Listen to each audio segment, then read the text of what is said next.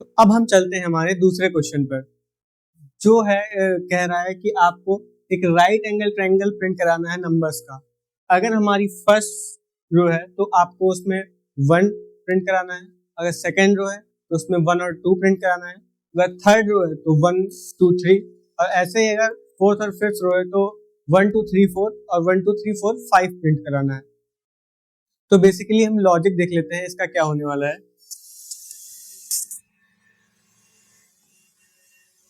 तो इसका एक बेसिक लॉजिक ये है कि सबसे पहले हम क्या करेंगे, एक आउटर लूप बनाएंगे। आउटर लूप हमारा क्या करेगा, नंबर ऑफ रोज के लिए होगा कि हमारी कितनी नंबर ऑफ रोज है। जैसे इसमें 1 2 3 4 5, अगर n हमारा 5 है तो हमारी 5 रोज है। तो आउटर लूप हमारा कहाँ तक चलना चाहिए, 1 से अगर शुरू हो रहा है तो जब तक i की वैल्यू n ना हो जाए तब तक हमारा लूप आउटर चलना चाहिए। इसकी वजह से हमारे जो यहाँ पे है वो n तक जो है हमारा लूप चलेगा। उसके बाद जो हमारा इनर लूप है वो क्या करेगा, वो हमारे जो ये नंबर ऑफ कॉलम्स बन रहे हैं जैसे 1 1 2 1 2 3 इसको प्रिंट कराना है। तो इनर लूप अगर i की वैल्यू हमारी सबसे पहले कॉलम में 1 है तो ये एक बार चल रहा है, मतलब पहले कॉलम के लिए खाली एक बार चलेगा, दूसरे कॉलम के लिए कितनी बार चल रहा है, 2 बार। तो j की वैल्यू जो है वो 1 से तो शुरू होगी, लेकिन जहां तक हमारा i जा रहा है वहां तक जानी चाहिए। जैसे अगर i की वैल्यू 1 होगी तो ये एक बार चलेगा, अगर i की वैल्यू वहीं पे 2 हो जाएगी तो ये 1 और 2 दो बार चला, अगर i की वैल्यू 3 हो रही है तो 1 2 3 तीन बार चल रहा है। तो आइए कैसे करेंगे इसको, देखिए j इज इक्वल टू 1 और j किसके बराबर हो जाए, i के बराबर जब तक ना हो जाए तब तक j को हम लोग ये इनर वाला लूप चलाते रहेंगे। और इसमें प्रिंट क्या कराएंगे, j को प्रिंट करा देंगे। और यहाँ पे क्या एक लगा देंगे स्लैश n, ताकि हर एक रो के बाद एक नेक्स्ट लाइन आ जाए। ठीक है, जैसे 1 है तो ये नेक्स्ट लाइन में लाने के लिए हम लोगों ने क्या किया है, प्रिंटफ स्लैश n का यूज किया है। इसका मैंने आपके लिए VS कोड पे लिख के रखा है पहले से, तो आप एक बार इसको देख लीजिए।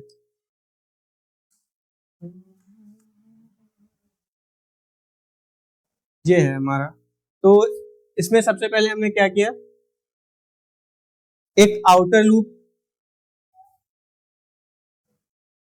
लूप बना लिया जो कि हमारा कहां तक जाएगा, i से लेकर n तक जा रहा है। तो हमारे जितने भी नंबर ऑफ रोज अगर n है, अगर आप 5 एंटर करते हैं तो पहला वाला लूप कितनी बार चलेगा, 5 बार। और जो हमारा ये लूप है इनर वाला, ये हमारा i तक चलेगा क्योंकि ये नंबर ऑफ कॉलम्स है। अब हम लोग इसको एक बार ड्राई रन करके देख लेते हैं। जब i की वैल्यू सबसे पहले क्या होगी, 1, जैसा मैंने आपको बताया था फॉर लूप में कि सबसे पहले जो स्टेटमेंट एग्जीक्यूट होता है वो इनिशियलाइजेशन का होता है। तो अगर हमने इसको एक बार इनिशियलाइज कर दिया तो i की वैल्यू क्या हो गई, 1। उसके बाद ये आएगा और देखेगा कि 1 जो है वो n से छोटा है या नहीं। यहाँ पे हम n को 3 मान के चल रहे हैं, तो ये देखेगा कि 1 जो है वो 3 से छोटा है या नहीं, ये कंडीशन ट्रू हो जाएगी। तो ये क्या होगा, ये इनर लूप के अंदर आ जाएगा और ये देखेगा कि अब ये क्या करेगा, अब इनर लूप के अंदर आने के बाद जो हमारा सबसे पहला फॉर लूप का काम होता है वो क्या करेगा, अब j को इनिशियलाइज कर देगा। तो फॉर i बराबर 1 जो है, मैं क्या करता हूँ, सब कुछ अच्छे से एक बार लिख लेता हूँ। जब i की वैल्यू जो है वो 1 होगी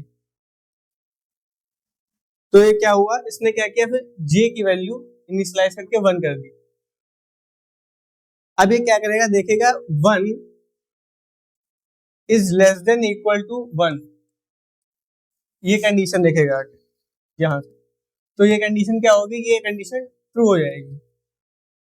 तो ये आएगा और ये स्टेटमेंट एग्जीक्यूट करा देगा printf %d(j). तो यहाँ पे क्या प्रिंट हो जाएगा आउटपुट में यहाँ पे लिख रहा हूँ 1, ठीक है। उसके बाद ये क्या होगा, जब ये पूरा लूप जो है एक बार रन हो गया तब ये क्या करता है, अपडेट स्टेटमेंट पे जाता है। तो जे की वैल्यू पुरानी वैल्यू अगर 1 थी तो जे प्लस प्लस करने पे जे की जो नई वैल्यू होगी वो 2 हो जाएगी। अभी आएगा और देखेगा कि 2 is less than equal to 1, ये कंडीशन फॉल्स है। तो ये इस ब्लॉक ऑफ कोड को रन नहीं कराएगा और ये स्टेटमेंट प्रिंट करा देगा printf/n। तो यहाँ पे हम लोगों के जो यहाँ पे कर्सर था वो अब यहाँ पे आ चुका है, यहाँ पे। फिर ये पूरा ब्लॉक होने के बाद अगर हमने जब इसके अंदर का जो कोड कंप्लीट हो गया है तब हम आउटर लूप का जो है अपडेशन करेंगे। अब आई की वैल्यू क्या हो जाएगी 2। ये देखेगा कि जो 2 है वो क्या लेस देन 3 है, कंडीशन तो ट्रू हो जाएगी। तो ये फिर से इस लूप के अंदर आएगा और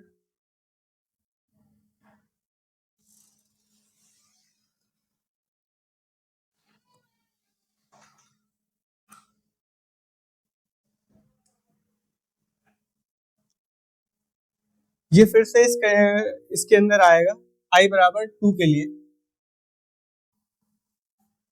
और देखेगा कि सबसे पहले क्या करेगा, इनिशियलाइजेशन j बराबर 1। तो j बराबर 1 है तो j जो है वो क्या 1 जो है वो 2 से छोटा है, ये कंडीशन ट्रू हो गई। और ये क्या करा देगा, फिर से 1 और 2 प्रिंट करा देगा दूसरे एग्जीक्यूशन में। फिर आएगा ये i बराबर 3 के लिए। तो जब j एक बार j की वैल्यू 1 होगी, फिर j की वैल्यू 2 होगी और फिर j की वैल्यू 3 होगी। जब j की वैल्यू 4 हो जाएगी तो ये 4 जो है लेस देन इक्वल टू 3 नहीं होगा, ये कंडीशन फॉल्स होगी। तो ये पूरा लूप जो होगा वो खत्म हो जाएगा। अब यहाँ तक i की वैल्यू जो है वो 3 हो चुकी है।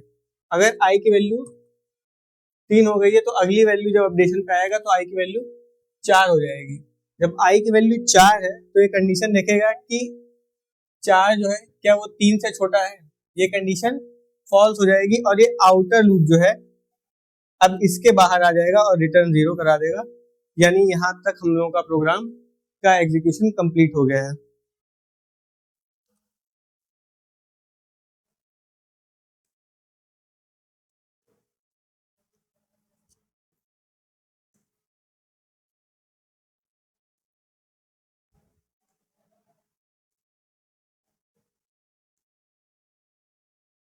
अब हम प्रोग्राम देख रहे हैं अपना एक नंबर को रिवर्स करने का। तो इसका लॉजिक ये होता है कि अगर आप कोई भी नंबर को 10 से डिवाइड करते हैं तो उसका जो क्वोशिएंट होता है वो उसका लास्ट डिजिट छोड़ के जो नंबर आता है वो होता है और जो उसका रिमाइंडर होता है वो उसकी लास्ट डिजिट होती है।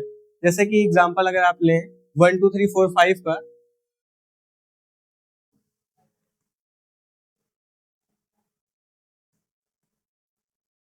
मैं इसको 10 से डिवाइड करूं तो 1 2 3 4 5, इसको मैं अगर 10 से डिवाइड करूंगा तो इसका जो क्वोशिएंट आएगा वो 1 2 3 4 आएगा और इसका जो रिमाइंडर आएगा वो क्या आएगा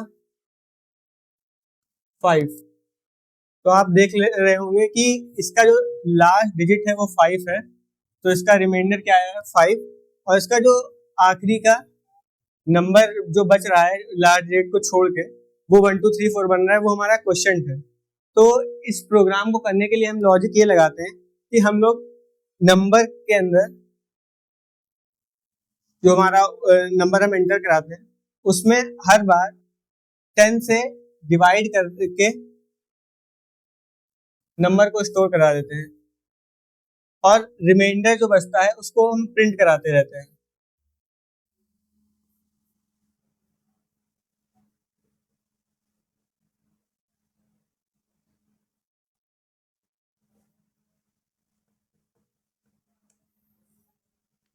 जैसे पहले वाले केस में क्या होगा, सबसे पहले हम क्या करेंगे, इसका रिमाइंडर निकालेंगे। रिमाइंडर निकालने पे क्या होगा, इसका 5 आएगा। हमने रिमाइंडर निकाल लिया। अब उसके बाद हम ये वाला स्टेटमेंट एग्जीक्यूट कराएंगे, नम बराबर नम मॉड्यूलो 10। तो नंबर की अब नई वैल्यू क्या हो जाएगी 1 2 3 4। नेक्स्ट एग्जीक्यूशन में हम क्या करेंगे 1 2 3 4 में से इसका रिमाइंडर निकाल लेंगे 4, उसके बाद 3, उसके बाद 2 और उसके बाद 1। जब तक ये नंबर 0 नहीं पहुंच जाएगा तब तक हम इसका रिमाइंडर निकालते रहेंगे। तो इसका प्रोग्राम क्या होगा आइए देखते हैं। मैंने आपको इसका लॉजिक समझा दिया है, अब इसका प्रोग्रामिंग में इम्प्लीमेंटेशन कैसे होगा वो देखिए। जैसा कि आप मतलब मैंने आपको लेक्चर में बताया भी था कि अगर हमें एंड कंडीशन पता होती है तो हम लोग व्हाइल का यूज करते हैं, और अगर नंबर ऑफ टर्मिनेशन पता होते हैं तो हम लोग फॉर का यूज करते हैं।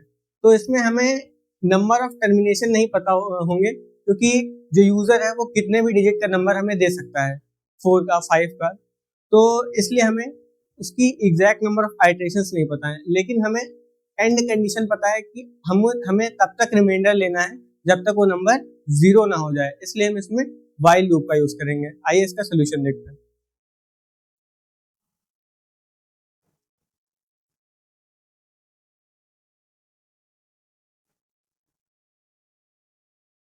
तो ये हम लोगों का सोल्यूशन है। इसमें हमने क्या किया, एक नंबर जिसका हमको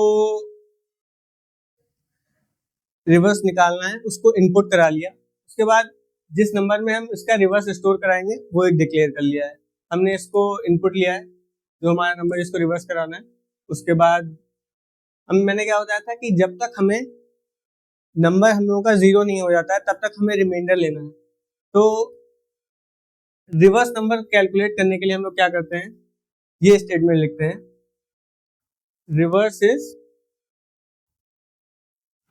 reverse into 10 plus number modulo 10। जैसे आपने हम लोगों का एग्जांपल था 1 2 3 4 5, तो इसमें ये क्या करेगा, पहले आएगा और देखेगा कि नंबर क्या 0 के बराबर है, तो नंबर यहाँ पे 0 के बराबर नहीं है, नंबर 1 2 3 4 5 है। तो इसने क्या किया, रिवर्स जो 0 था पहले उसमें क्या किया, रिवर्स बराबर रिवर्स इंटू 10, तो इसकी वैल्यू क्या होगी 0 प्लस नंबर मॉड्यूलो 10, यानी 1 2 3 4 5 जो है इसका 10 से रिमाइंडर लिया तो क्या आ गया 5। अब हमारे नए रिवर्स की वैल्यू क्या है 5। उसके बाद इसने क्या किया, नंबर में नंबर का जो 10 से क्वेश्चन आएगा वो ले लिया, यानी अब नंबर की वैल्यू क्या हो गई है 1 2 3 4। इसके बाद ये आएगा फिर से, क्योंकि ये कंडीशन अभी फिर से यहाँ पे जाता है जब तक ये कंडीशन फॉल्स नहीं हो जाती है। तो देखेगा 1 2 3 4 क्या 0 के बराबर है, तो नहीं है, इसलिए फिर से वो क्या करेगा, रिवर्स के अंदर जो पुराना वाला रिवर्स था 5 उसमें 10 मल्टीप्लाई करके जो इसका रिमाइंडर आएगा 10 के साथ 1 2 3 4 का रिमाइंडर क्या आएगा 4, वो स्टोर करा देगा। अब रिवर्स की वैल्यू क्या है 54। उसके बाद अभी भी हमारा फिर ये जाएगा एक बार देखेगा कि कंडीशन क्या नंबर 0 के बराबर हो गया है, तो अभी हमारा नंबर क्या है 1 2 3, तो ये क्या 0 के बराबर है, नहीं है। फिर ये रिमाइंडर इसका आएगा 3, तो ये क्या करेगा, रिवर्स की वैल्यू अब क्या हो जाएगी 54 इंटू 10 प्लस रिमाइंडर हमारा क्या आया है 3, तो रिवर्स की वैल्यू अब क्या होगी 543 और नंबर की वैल्यू क्या हो जाएगी 12। अब फिर जाएगा देखेगा कि 12 क्या 0 के बराबर है, तो 12 जो हमारा वो 0 के बराबर नहीं है, इसलिए ये क्या करेगा फिर से इस स्टेटमेंट पे जाएगा और क्या करेगा, रिवर्स इज इक्वल टू पुराना हमारा कितना था 543 रिवर्स था, तो 543 इंटू 10 क्या हो जाएगा 5430 प्लस जो इसका रिमाइंडर आएगा क्या आएगा 2, वो इसमें ऐड कर देगा। तो अब अभी हम तक हमारी रिवर्स की वैल्यू क्या है 5432। फिर ये कंडीशन चेक करेगा जाके, नम की वैल्यू हमारी अब क्या हो गई है 1, देखेगा क्या 1 जो है वो 0 के बराबर है, तो ये कंडीशन भी जो नम नॉट इक्वल्स टू 0, ये क्या हो जाएगी, ट्रू हो जाएगी कि हमारा अभी नंबर जो है वो 0 के बराबर नहीं हुआ है। तो ये क्या करेगा, रिवर्स बराबर 5 4 3 2 इंटू 10 प्लस इसका रिमाइंडर क्या आएगा, 1 का 10 के साथ रिमाइंडर करने पे 1 आएगा, तो हम लोगों का रिवर्स में क्या आ जाएगा 5 4 3 2 1, और 1 को 10 से डिवाइड करेंगे तो उसका क्वेश्चन क्या आएगा 0। तो अब हम लोगों का नंबर 0 है, तो ये देखेगा कि जो 0 नॉट इक्वल्स टू 0, ये कंडीशन क्या हो गई, फॉल्स हो गई। तो ये जो लूप है ये यहीं पे टर्मिनेट हो जाएगा, और उसके बाद हम लोगों का प्रिंट करा देगा reverse number is percentage D reverse. अगर हमने 1 2 3 4 एंटर किया था तो हमारा रिवर्स नंबर क्या आ गया, 1 2 3 4 5 किया था तो 5 4 3 2 1। आई होप आपको ये वाला प्रोग्राम समझ में आया होगा।